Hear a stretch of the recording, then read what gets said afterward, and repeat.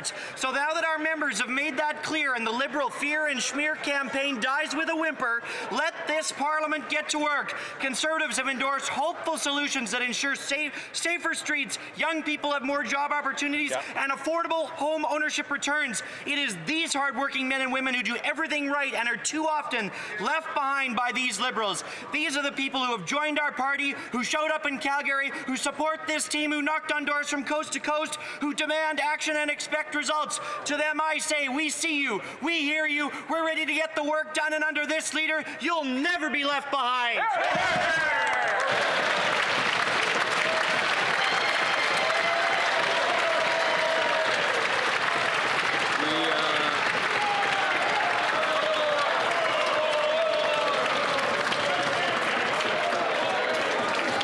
The honourable member for Yukon.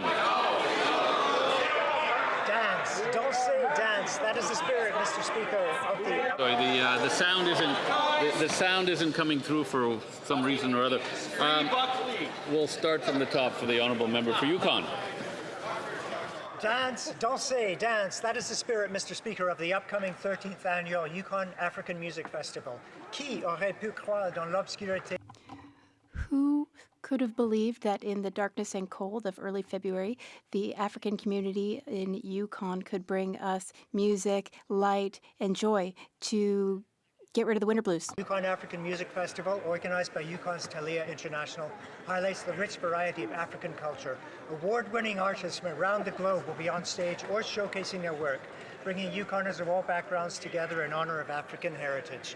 Beyond dancing and music, Talia offers workshops and events about Black history, African culture, social change, leadership, music, and youth empowerment.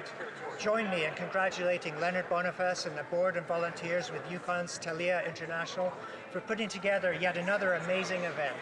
Asante sana, Mr. Speaker, and see you on the dance floor. Oral questions, questions orales. The honourable member for Thornhill.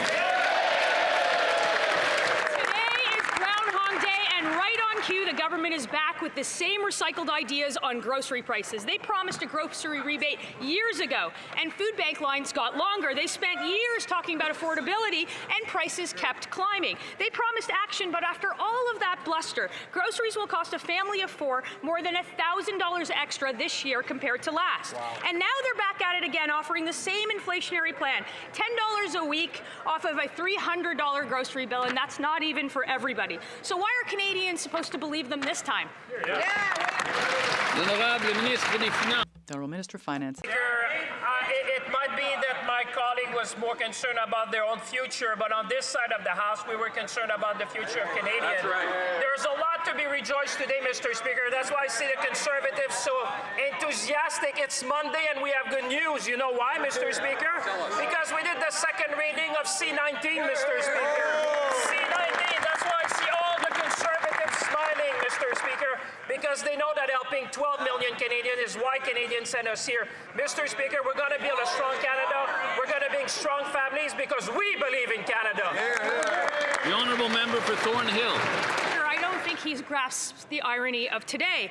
In 2023, that same finance minister promised that he would, quote, bring price stability to Canadians.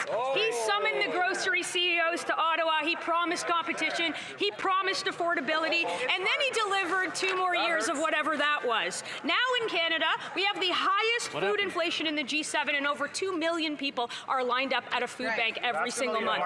The groundhog saw his shadow today. Will the finance minister finally see his, or will Canadians get the same Trudeau policies that we had for 10 years? The Honourable Minister of Finance. I'm so happy to see that some Conservatives are actually reading what we're saying, Mr. Speaker, and listening. I think they should listen to Canadians because that would help them, perhaps, Mr. Speaker. 12 million Canadians are going to be benefiting for our measure, Mr. Speaker. 12 million Canadians. This is not something to shout about. This is something to rejoice, Mr. Speaker, because on this side of the House, we meet Canadians where they are. Canadian has told us, give us a boost, give us a bridge, Mr. Speaker. We're going to build a stronger economy in the G7. We're going to be there for Canadians. We're going to build Canada strong, Mr. Speaker. Honourable member for Foothills. Are literally the definition of insanity. 3 years ago, this finance minister promised Canadians they would solidify food prices. Today, he's tabling the tired Trudeau policy that failed the first time. The only results of Liberal policy is Canada has the highest food inflation in the G7, twice that of the United States, and Canadian families are paying more than almost $18,000 a year just on food. So will the Liberals support real affordability plan, cancel their hidden taxes on food, or will they continue with this insanity? Right on. The Honourable Minister of Jobs and Families. Mr. Speaker, the Daily Bread Food Bank, the CEO of Food Banks Canada, Food, Health and Consumer Products of Canada, and Roots Community Food Centre in my own riding, Mr. Speaker. These are all food centres that have praised the work of the government and the new groceries and essentials benefit that many are saying will provide relief exactly when people need it. And you know what, Mr. Speaker, across the aisle, these Conservatives talk and talk and talk, but do they ever support a good idea? No. They have no idea what to do. All they know how to do is oppose and deny the help their own constituents want and need. Wow. The Honourable Member for Foothills. It's going to hurt the Honourable Member, but under Conservative government, the average weekly food cost was about $160 a month or week. Now it has more than doubled under the Liberals to $340 a week.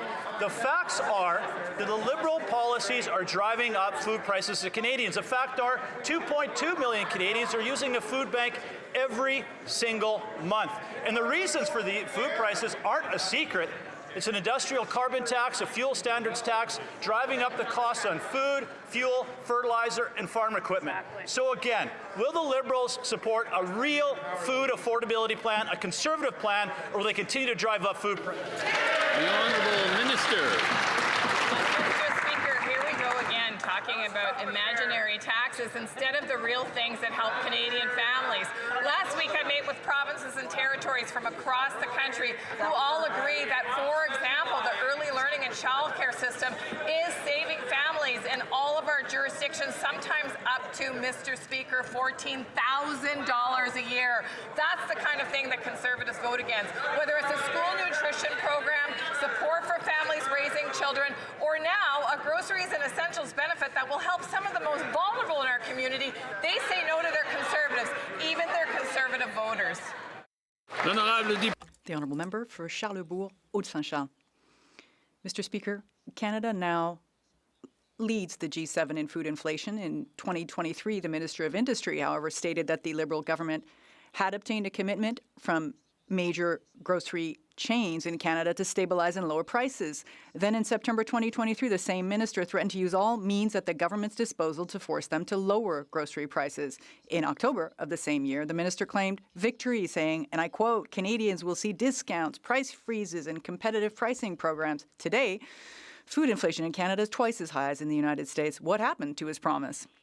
The Honourable Minister of Finance. Mr. Speaker, I'm pleased to see that my honourable friend is able to list all of the measures we are putting forward to help Canadians. In fact, 12 million Canadians, Mr. Speaker, will benefit, and I can see it in his smile today. He's pleased because it's his second reading has begun. He can go into his riding and say, thanks to the Liberal government, we are standing up for Canadians, Mr. Speaker. And I see his colleagues, they're all getting ready. You know, I'll invite him, and I think there are more bits of great news. I'll invite him to ask another question because there's more great news. It's Monday. The Honourable Member for Charlebourg, Haute-Saint-Charles. Mr. Speaker, we've already mentioned that we will not be against giving $10 off coupons to Canadians a week, but the same minister at Industry 2 years ago said that the Federal Financial Consumer Agency would actually be monitoring price reductions at major grocery chains, but what we're seeing is that food costs have gone twice as high. What does he have to say about that? The Honourable Minister of Finance. I get the sense that they want more great news, Mr. Speaker. $500 million for the Strategic Response Fund for structural measures in Quebec, in Canada. Additional funding for food banks, national strategy for food security, standardization of labeling.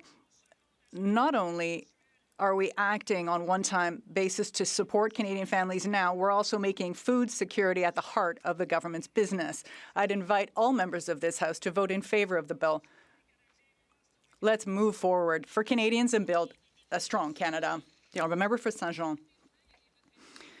Mr. Speaker, retirees have been waiting 9 months for their old age security checks, and they still haven't received a penny. And that's because this government refuses to fix the glitches in its new CURAM software.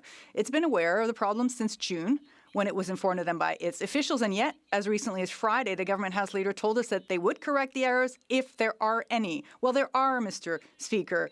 The civil servants are telling us that's the case. Retirees as well. How many alarm bells will it take before the federal government takes action?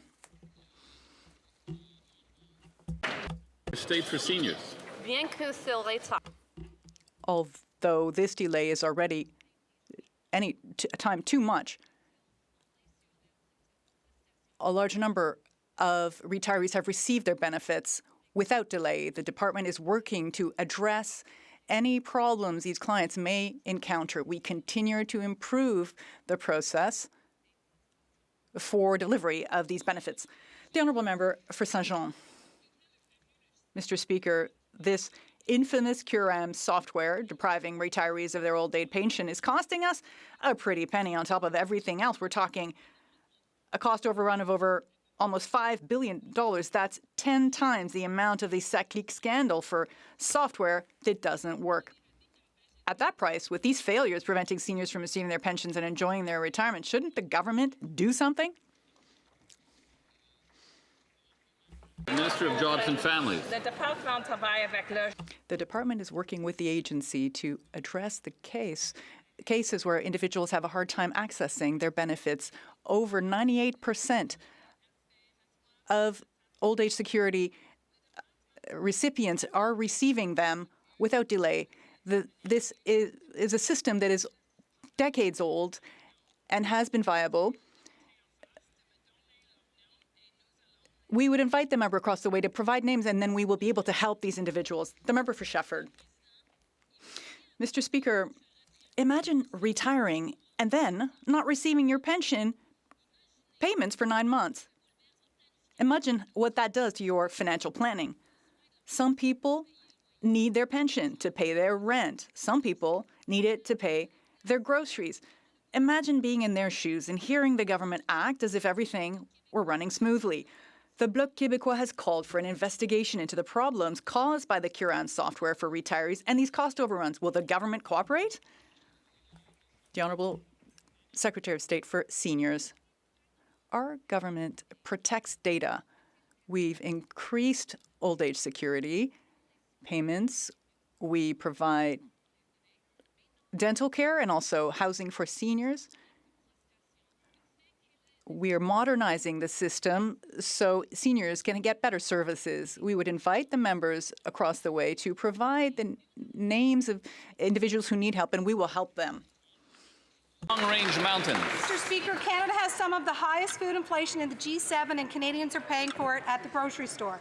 Food bank use has more than doubled, with over 2 million visits every month from people who simply cannot afford groceries. The industrial carbon tax raises costs for farm equipment, fertilizer, and food processors. The Liberals' fuel standard tax raises fuel price for truckers, driving up the cost to getting food to store shelves. Even government reports admit these increases flow through the supply chain to grocery bills. So will this government support our motion to introduce a food affordability plan to eliminate the industrial carbon tax and the fuel standard tax? Hear, hear. The Honourable Minister of Fisheries and Oceans. Thank you, Mr. Speaker. In another week, in the same tired notes and the same rhetoric that's intended to be nothing but obstruction.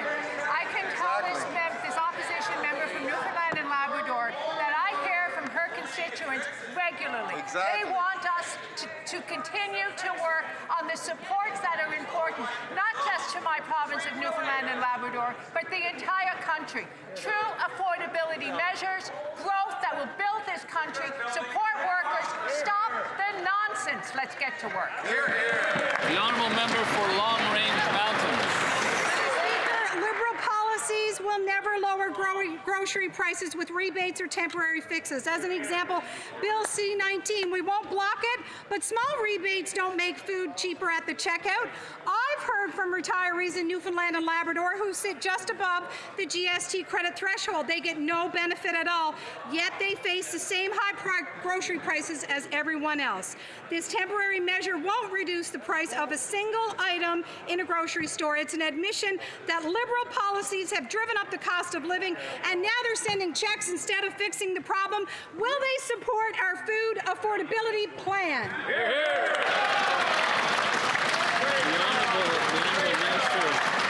Honourable Minister of Fisheries and Oceans. Thank you, Mr. Speaker. An absolute example of political rhetoric.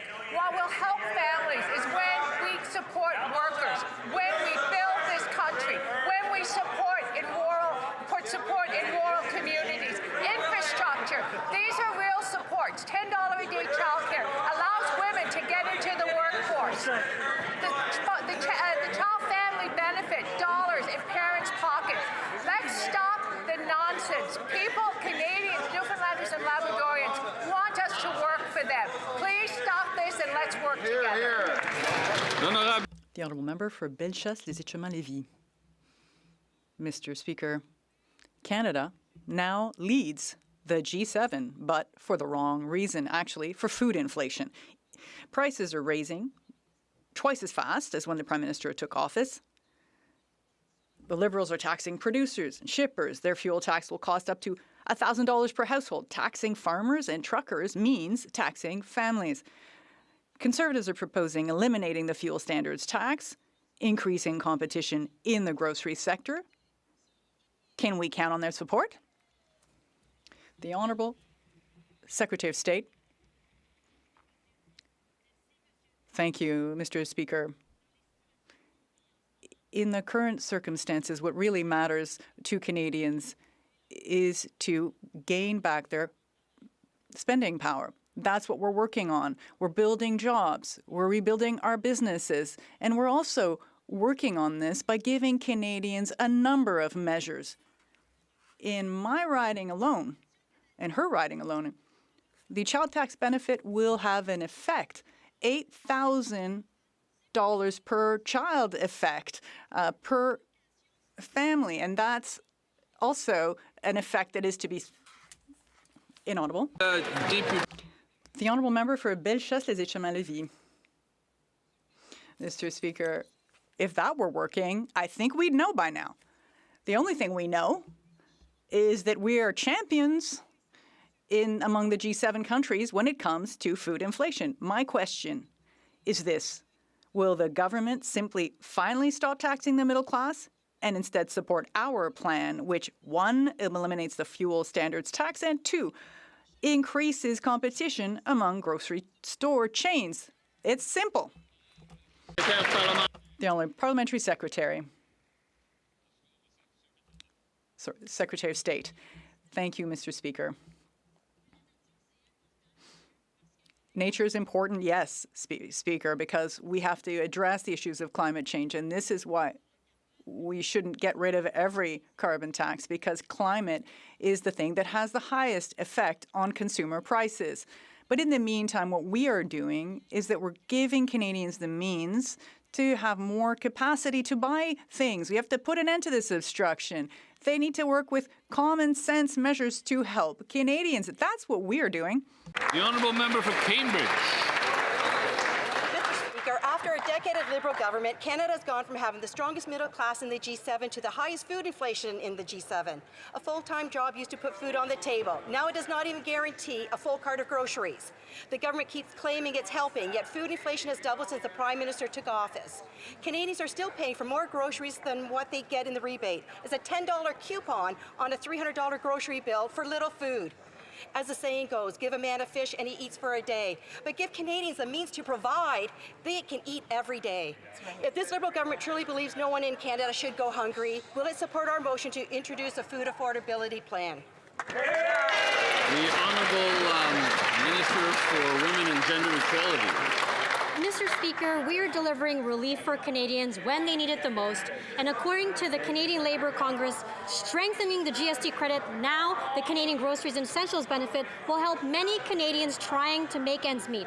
For 12 million people, this support will mean more breathing room when deciding between groceries, rent, medicine, and everyday essentials. This builds on our affordability plan, which includes cutting taxes, dental care, child care, pharmacare for millions of Canadians. This is about fairness and making sure we'll be there to support Canadians, Mr. Speaker. The honourable member for Cambridge. Mr. Speaker, rebates don't fix problems, they confirm them. That's right. This Liberal government is offering rebates as they've run out of answers. Canadians are being forced to pay $12 billion more in inflationary deficits because grocery inflation spiraled out of control with this Liberal government. Families in my community are demanding lower prices for food. Experts are clear. Food costs more because of endless taxes, regulations, and red tape that drive up the cost of growing, shipping, and buying food in Canada. When families are well fed, communities thrive. So instead of following Trudeau's path of ineffective rebates, I ask again, will the Liberal government support our motion to introduce a food affordability plan to bring relief to Canadians? The Honourable Minister. Mr. Speaker, the member speaks about relief, and we are delivering that through the Canada Groceries and Essentials benefit.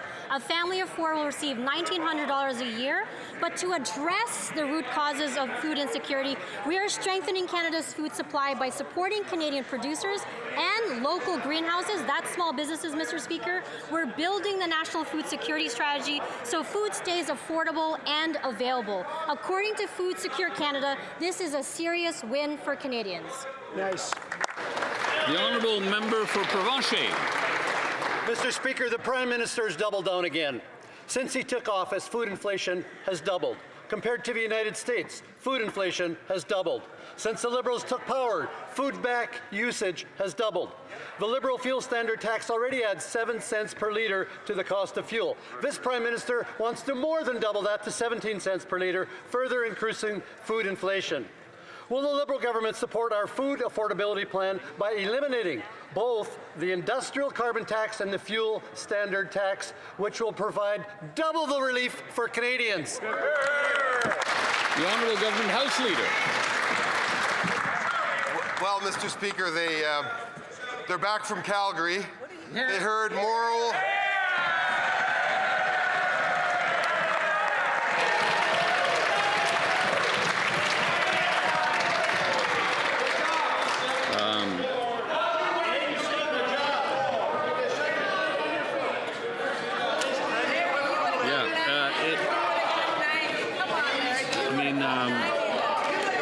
I wouldn't call that an incendiary statement. From the top, the Honourable Government House Leader.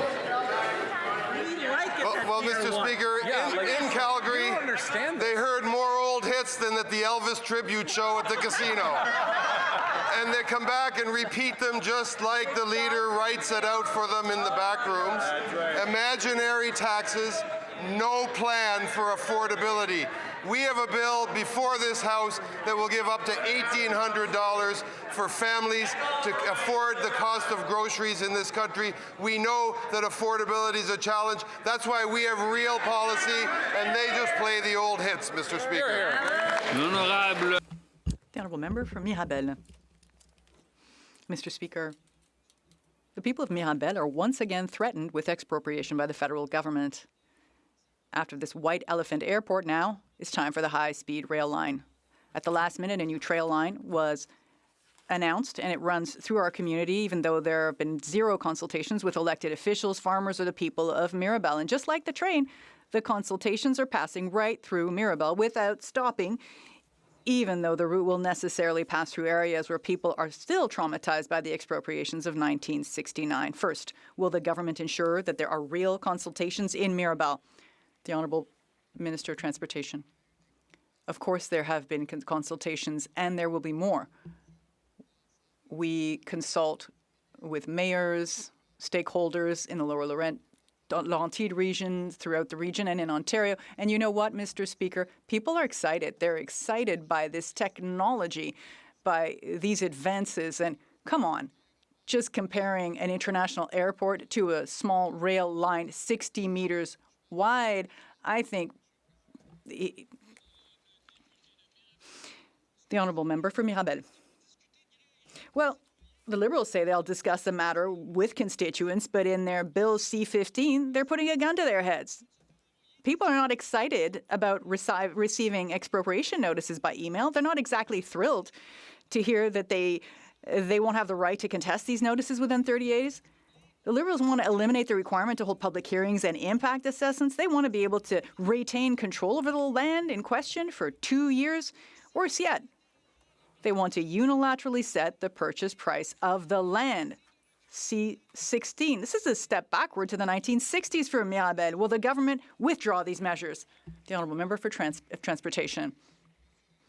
Mr. Speaker, why then didn't the member rise to say no to the Quebec Expropriation Act that led to the Express Métropolitain network? This bill is based on the same wording as the Quebec Act, the Ontario Act, that also allows for the development of transit projects. This is nothing new here, Mr. Speaker. And of course, we will be negotiating with these owners. Member for Calgary East. The Prime Minister broke his promise that Canada would have the fastest growing economy in the G7 because Liberals liberaled. GDP flatlined in November. GDP per person flatlined in 2025, and the Bank of Canada says that Canada's growth will flatline basically all of next year. And it's because Liberals drove out business investment. And this Prime Minister has done nothing to repeal a single Liberal anti-development law or tax. When will this Prime Minister listen to Conservatives, repeal all these Liberal laws and taxes that are blocking development so Canadians can build? The Honourable Minister of Finance. Conservative were focused on themselves in Calgary. This country is moving forward, Mr. Speaker. Let me give a piece of news to my colleague because he's been busy in the last few days supporting his leader. Canada will have the second fastest growth in the G7, Mr. Speaker. That's what the international agencies are saying. Canada created hundreds of thousands of jobs, Mr. Speaker. We've seen investments coming in this country. We're building a country for the future. We've made generational investment, Mr. Speaker. While they talk down Canada, we believe in Canada. We'll attract investment. We'll be the fastest growing economy. We'll be the strongest country in the G7. The honourable member for Calgary East. With liberal math like that, it's no wonder Canada's economy is tanking and we have the highest inflation for groceries in the G7. Businesses are postponing any type of expansion because liberal taxes and red tape are still making growth impossible. While this government protects oligopolies in banking, telecoms, and groceries, Liberals continue to liberal by blocking energy projects and getting rid of any type of competition. Why not just scrap Liberal barriers and taxes so Canadians can finally build? The Honourable Minister of Industry. Mr. Speakers, across the country we had great news. New jobs in Thunder Bay at Alstom. New jobs also in La Pocatière in Quebec. New jobs also in St. Thomas with Volkswagen. New jobs in Valley Glencourt in Sudbury. New jobs in Bombardier, Montreal. New jobs in Tachi, Varennes. New jobs also in KS Potash in Béthune, Saskatchewan. New jobs also at Toyota. Good news. The honourable member for Vaughan Woodbridge. A new report shows that 10% of all Canadian small businesses have been wiped out since 2020 as new closures outpace startups. The Bank of Canada now says it expects only 1.1% GDP growth next year and says businesses are delaying expansion plans and growth in business investment is forecast to remain flat for 2026. Businesses don't want to invest here because regulations and taxes make it difficult for businesses to invest and grow. So when will the Prime Minister listen to Conservative ideas and finally remove taxes and barriers, stopping from Canadian businesses from building and investing? The Honourable Minister for Women and Gender Equality. We're on a mission to build the strongest economy in the G7, and small businesses are at the heart of that. So while Conservatives talk down Canada, the Prime Minister delivers securing multi-billion-dollar trade deals so that small and medium-sized enterprises can grow and scale their businesses and have opportunities not just here in Canada, but around the world. Our Buy Canadian policy is opening up federal contracts so that Canadian businesses can take advantage of it and ensuring that we can be our own best customer, Mr. Speaker. That's the way that you support small businesses. Nice job. The honourable member for Vaughan Woodbridge. Mr. Speaker, other countries are growing faster because they're cutting red tape and encouraging investment. Meanwhile, here in Canada, over 121,000 small businesses have closed since 2020. Domestic growth is shaped by the overall investment climate. Canadian businesses are postponing projects, productivity is falling, and small businesses are closing at alarming rates. The Prime Minister promised the fastest growing economy in the G7, yet since elected, not a single anti-development law has been repealed and tax burdens continue to rise. So, will this government work with us to remove their own barriers to growth and get out of the way so we can build again in this country? The Honourable Secretary of State for Financial Institutions. Mr. Speaker, Canadians aren't going to take advice from a leader on the economy. He's never worked in it. Let's look at economic facts. Strongest growing economy in the G7. Best net debt in the G7. Mr. Speaker, we're going to continue to grow our economy. Mr. Speaker, Canadians can't cash the Conservative leaders' slogans. It's time for us to focus and build the strongest economy in the G7. Thank you, Mr. Speaker. The Honourable Member for Richmond Athabasca. Thank you, Mr. Speaker. The Prime Minister promised a growing economy, the fastest growing economy in the G7. Now the results. 0% GDP increase in November. GDP may be even going back in Q4. They wanted the forestry sector is down by 12.8%. Then the consequences. Companies are not expanding. They're not investing in Canada. They're choosing the States. My question is simple. Well, when will the Prime Minister implement our ideas to cut bureaucracy and taxes? The Honourable Minister for Industry. Mr. Speaker, we're already cutting in bureaucracy and taxes. We've done it for 22 million Canadians earlier, a bill that should have been better supported by our colleagues. Not only do we have the second fastest growth in the G7, we're creating more jobs in Canada than in the States, 189,000 jobs created since 2025. The Honourable Member for Acadie and Apple. Speaker, it's been now 100 days since the launch of Build Canada Homes, and we're now seeing real momentum on the ground. Projects are moving faster, partnerships are coming together, and communities in my riding are seeing concrete progress on affordable housing. Can the Minister for Housing and Infrastructure tell us on what has been achieved in the 100 days of Build Canada Homes and how this initiative is helping Nova Scotians and Canadians? The Honourable Minister of Housing and Infrastructure. Thank the member for his commitment to delivering for Canadians. Thank you, Mr. Speaker. In just 100 days, Build Canada Homes has hit the ground running, delivering This is a very exciting question, and it's creating a lot of excitement, so we'll have to take a little pause for a second. The Honourable Minister for Housing and Infrastructure. From the top. Well, first and foremost, Mr. Speaker, I'd like to thank the member for his commitment to delivering for Canadians. In just 100 days, Build Canada Homes has hit the ground running, delivering real results, dealing with Canada's housing crisis. We have signed major agreements with provinces, territories, and cities. We've advanced 6 major federal land projects. We've lined up thousands of affordable homes with tens of thousands more coming. Shovels in the ground this year. Mr. Speaker, in Nova Scotia alone, we're working with the province to deliver 1,430 homes in Nova Scotia, faster, smarter, and affordable.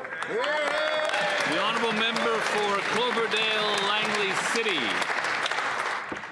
20 minutes from my place, you can look across the Canadian border at affordable homes that look exactly like the ones selling for double the price in our country. Nearly half of young Canadians now say they've considered leaving their province just to afford housing. 2 of my daughters moved out of BC to afford a home. Now they want to come back, but prices are worse than ever, and new home sales in Vancouver are down 56%. Does the Prime Minister even care that young people are priced out of home ownership? The Honourable Minister. Thank you, Mr. Speaker. Well, the member opposite should study the facts. The price of housing across the country is coming down. Average rents are coming down. Mr. Speaker, mortgage rates have come down. Our plan is working to deliver on affordability. and we saw solid housing starts in this last year.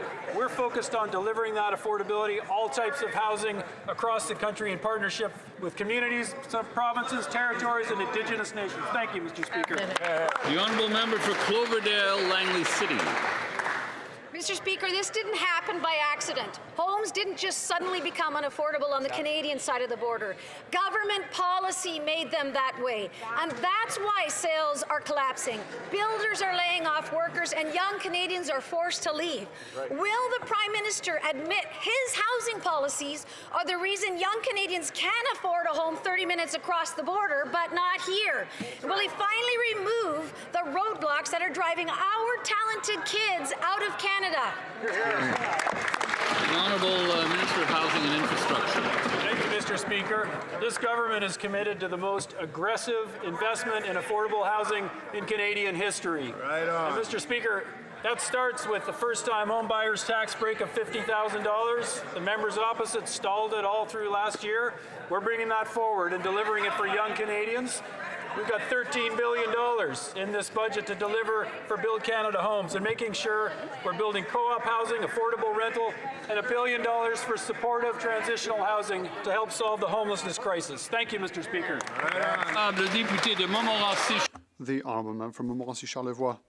Mr. Speaker, for years now, young Canadians are finding it more and more difficult to buy their first house.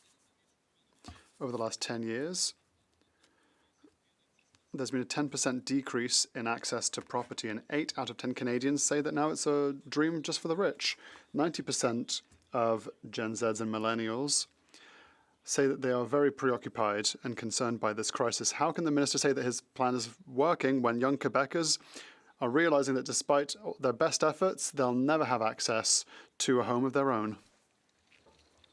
The Honourable Secretary of State for Nature. We need to work to get results, and that's what we're doing on this side of the House.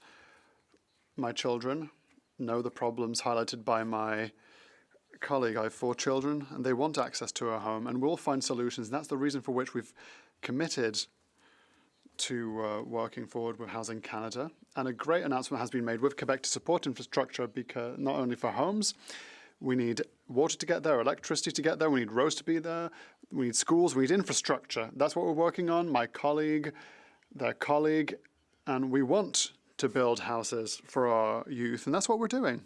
The honourable member for Montmorency-Charlevoix.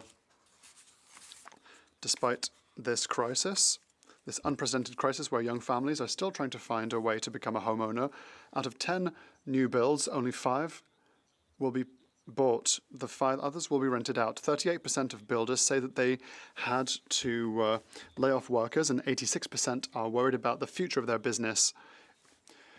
Construction has been promised, but it's just hot air. Even the Bank of Canada recognizes that there's moderate activity in the real estate industry. When will there be tangible measures with less red tape to allow young Canadians to have really access to a home of their own? The Honourable Secretary of State. Mr. Speaker, the first-time home buyers tax credit is a real solution for young people who want to have a home of their own, and that's one of the measures that we are doing tangibly to help them. My colleague also talked about the challenges of the construction industry. What we have heard from the industry is that they need measures like what we are doing to kickstart the market. Jobs will be created in construction. There will be jobs created in the renewal of our industry. We are creating a better, more effective industry, more jobs, more purchasing powers, and we'll do it, Mr. Speaker. But we need to work as a team, as a whole. For Newmarket, Aurora. In my community, police officers, firefighters, paramedics, and nurses cannot afford to buy a home in the communities that they serve. 87% of Canadians are now worried about the housing market, and 86% of builders say that they might not survive the next 12 months. In the middle of a housing crisis, home building should be accelerating. Instead, home sales are down 45% in the GTA. When will this Liberal government finally cut bureaucracy, speed up approvals, and get homes built so that Canadians can afford a home? The Honourable Parliamentary Secretary to the Prime Minister. Mr. Speaker, our government has a plan to double housing construction across the country. And that plan, Mr. Speaker, is stuck at Finance Committee because Conservatives like to complain about young people not having a home to buy, and yet when the solution is right in front of them, they obstruct and they block the progress of our bills, Mr. Speaker. We are going to double housing construction in this country, and we'll do it with or without the Conservatives. The honourable member for Newmarket Aurora. Mr. Speaker, this is the same Liberal government that campaigned on building at speeds not seen in generations. But in the last year, homes are down 45% in the GTA. The Canadian Home Builders Association warns that allowing these conditions to continue will create a lost decade for home ownerships. The longer this government delays, the more businesses will close and Canadians will lose their jobs. Canadians were promised a path to owning a home, and they are still waiting. When will the Liberals get their bureaucracies out of the way so Canadians can afford a home? The Honourable Parliamentary Secretary. Mr. Speaker, when the Prime Minister and our entire caucus was in Alberta, what we heard was the need to move quicker on the construction of home building, and that's what we are delivering. Mr. Speaker, our plan will double construction for homes right across this country, for rental and for purchase, and it's going to respond to the needs of the youth of Canada. But Mr. Speaker, our plan is stuck because the Conservatives refuse to move it out of the Finance Committee. When will the Conservatives stop talking and start acting in order to help us build this country? The honourable member for Richmond Hill South. According to a Missing Middle Initiative report, 69% of Canadians say unaffordability is reshaping who can live in their communities. And nearly half of young Canadians have considered leaving their city or province just to find an affordable home. Meanwhile, ownership-focused housing starts have fallen 69% to 49%. And Canadian home builders warn that this could be a lost decade of home ownership. The Prime Minister promised hope for first-time buyers, but young Canadians see falling sales, lower home ownership rates, and the Canadian promise slipping out of reach. When will this Liberal government stop the bureaucracies, stop the rhetoric, and the taxes that block construction, and finally deliver results in homes that young Canadians can afford? The Honourable Secretary of State for Sport. Thank you, Mr. Speaker. Now, while it's heartening to hear the Conservatives talk about affordable housing, it'd be nice if they actually voted in favour of some of the policies that actually help get affordable housing built, Mr. Speaker. A couple of years ago, we invested a novel $1.5 billion into new co-op housing builds, Mr. Speaker, and that means that there are 3,500 units under construction right now or having Canadians move into those homes, Mr. Speaker. We are ramping it up. We're building more affordable housing, Mr. Speaker, and the Conservatives, they continue to stigmatize affordable housing, calling them shacks and Soviet-style, Mr. Housing. The Conservatives talk a really good talk on housing, but they should vote in favour of some policies that actually get it built. The honourable member for Richmond Hill South. Touting a fourth Liberal housing bureaucracy is an admission that the first three bureaucracies have failed. The Bank of Canada says housing activity is subdued or declining in most cities. New home sales are down 45% in the GTA, 52% in the Golden Horseshoe, and a staggering 56% in Vancouver. Builders are laying off workers, projects are shelved, and first-time buyers are squeezed out. After years of broken Liberal promises, rhetoric, and photo ops, home ownership is slipping out of reach at unimaginable speeds. Will this Prime Minister admit his failed approach is failing, work with Conservatives, and finally drop the photo ops rhetoric and costly bureaucracies that are obstructing young Canadians from finding a home? The Honourable Secretary of State for Sport. Mr. Speaker, the Conservatives talk a good talk on affordable housing, but when it comes time to actually vote in favour of policies that get affordable housing built, they are nowhere to be seen. For the last year, Mr. Speaker, they have been filibustering in committee and making sure that really important policies don't follow through. And Mr. Speaker, they ought to stop filibustering in committee. We've got a first-time homebuyers incentive. We've got more shovels in the ground, and housing starts were up last year, Mr. Speaker. Conservatives talk a big talk on housing, but it's time to walk a walk. The honourable member for Aurora, Oak Ridges, Richmond Hill. Mr. Speaker, in the last year, new home sales are down across the country. They are down 45% in the GTA, 52% in the Golden Horseshoe, and 56% in Vancouver. The Canadian Home Builders Association says that allowing these sales conditions to continue will create a lost decade for home ownership in Canada. The Prime Minister promised that the Liberals would help Canadians buy their first homes, but home sales have plummeted during his time as Prime Minister, and young Canadians are losing hope. When will the Liberals adopt our plan to remove the HST from all new home builds so more Canadians can afford to buy a home? That's right. The Honourable Minister of Housing and Infrastructure. Thank you, Mr. Speaker. It's puzzling to hear the Conservatives actually saying anything about affordable housing when they've never done anything historically to support it. Mr. Speaker, we have a $13 billion Build Canada Homes agency coming through and taking action, delivering with provinces, territories, and cities across the country. Last week, we announced 750 homes for Nunavut, which has the biggest housing challenge in the country. We're delivering those affordable homes this year. Mr. Speaker, the Conservatives need to step up to the plate because we're knocking it out of the park on housing. The honourable member for Hull Aylmer. Mr. Speaker, my mother-in-law has Alzheimer's, and I know how devastating this illness can be, but it's not the only one. Every day, 300 Canadians are diagnosed with dementia. Although there is no cure, we know that community initiatives can make a huge difference for those affected, as well as their friends, families, and caregivers. Could the Minister for Health tell us what steps the government is undertaking to ensure that Canadians with dementia have access to the care they deserve? The Honourable Minister for Health. Thank you, Mr. Speaker. I would like to thank my colleague for his question. I would like to wish him a very happy Black History Month, to him and all of my colleagues. Last week, we announced a more than $4 million envelope for community initiatives that will help us to better understand dementia and to help health and the quality of life of people living with dementia, as well as their families, for example. One of these projects, conducted in collaboration with the Research Institute of the McGill University Health Centre, will provide increased support to underserved populations. Thank you, Mr. Speaker. The honourable member for Oshawa.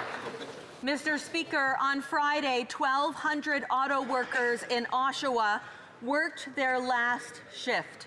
Families are hurting and good Canadian jobs are moving south, all while this Prime Minister stalls on a trade deal with the United States. Shameful. When he was asked about those stalled talks, remember the Prime Minister said, "Who cares?"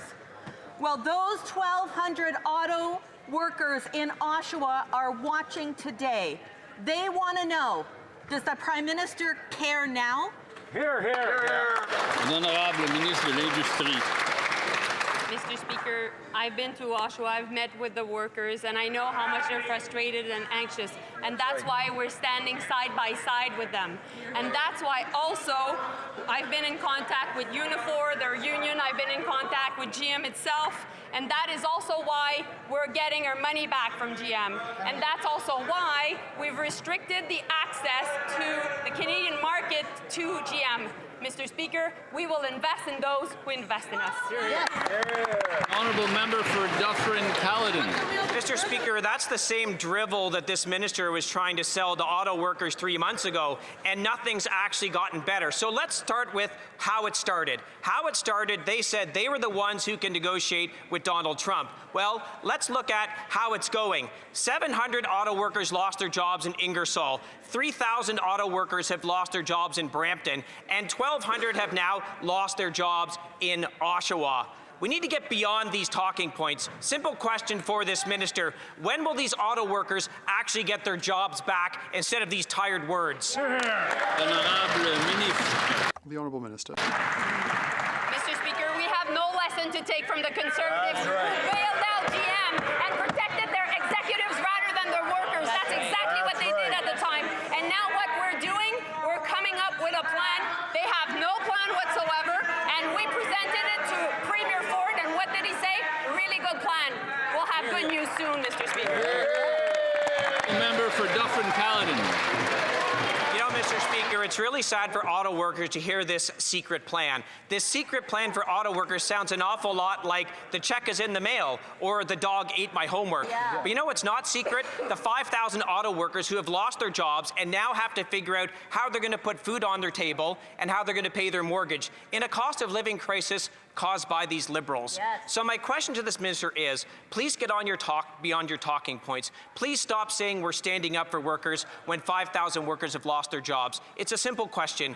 When will these workers actually get their jobs back? The Honourable Minister. Mr. Speaker, this government was the first one to create jobs in the auto sector. But at this point, there's 3,000 new jobs in St. Thomas because of the Volkswagen battery plant, which they're against. At this point, in the last year, 3,000 more jobs were created in Windsor at the Stellantis and Nexstar plant because of this government, and they're against it. Stop being against auto workers. We're an auto nation. We believe in them, and we'll invest in them. The Honourable Member for Mississauga Centre. Mr. Speaker, the global landscape is changing and countries around the world are looking for ways to attract talent in critical and emerging industries. Canada has delivered globally impactful scientific breakthroughs, is home to world-class institutions, and now has one of the world's largest international research attraction programs. $1.7 billion to bring the best and the brightest from across the world to Canada. Can the Minister of Industry please tell this House how the talent attraction strategy will solidify Canada as the best country in the world for research, science, and discovery? The Honourable Minister. Thank you, Mr. Speaker. At a time where certain countries are cutting on research, at a time where academic freedom is under attack, we believe in science and we believe in research. And that is why we've launched our new talent attraction strategy with a budget of $1.7 billion to attract the best and the brightest to the country. And this is one of the biggest budgets on the earth to make sure that we bring them to our country. So, to all those watching us or listening us right now, please come to Canada. We have lots to offer, and we can make sure that you're feeling home. The Honourable Member for Calgary-Crowfoot. 0.0. That was Canada's GDP growth number in November.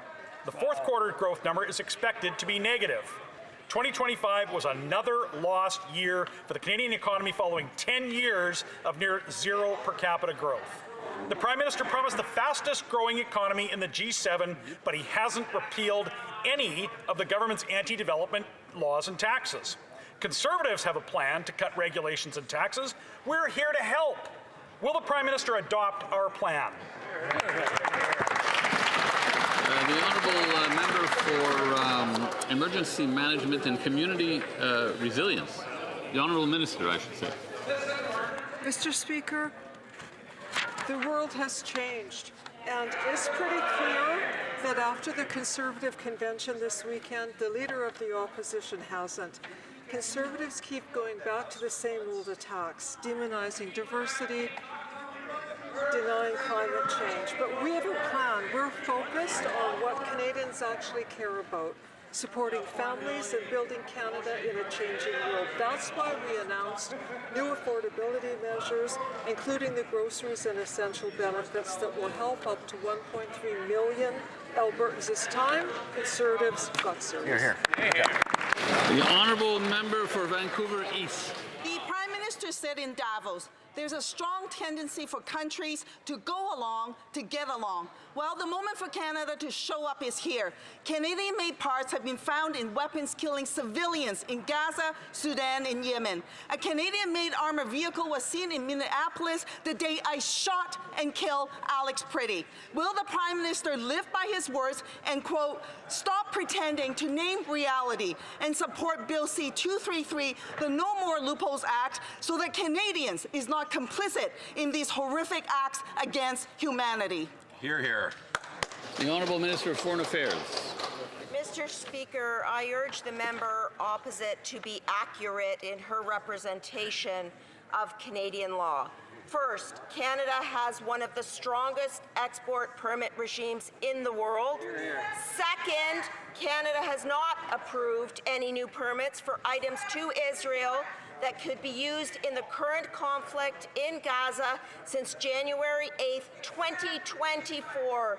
Mr. Speaker, third, all permits suspended in 2024 remain suspended and cannot be used to export to Israel. Again, I urge accuracy.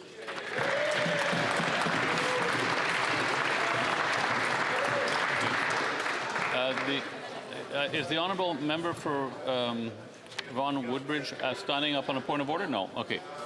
Okay. Comme il est 15 heures. It being 3:10, pursuant to order made on Wednesday, November 5th, 2025, the House will now proceed to the taking of the deferred recorded division on the motion at the second reading stage of Bill C-18. Call in the members.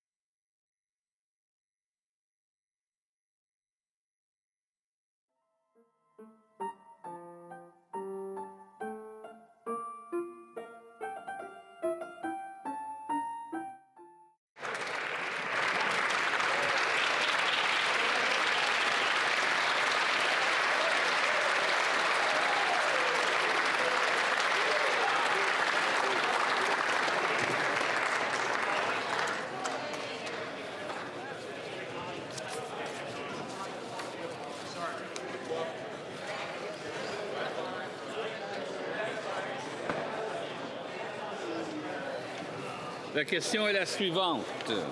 The question is as follows.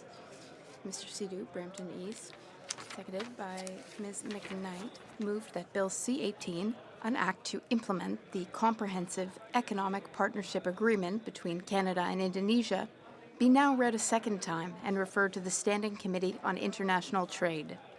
La période de 10 minutes pour les députés. The 10-minute period for members voting electronically has started. The House will now proceed to the vote for members participating in person. La motion veuille bien se lever. All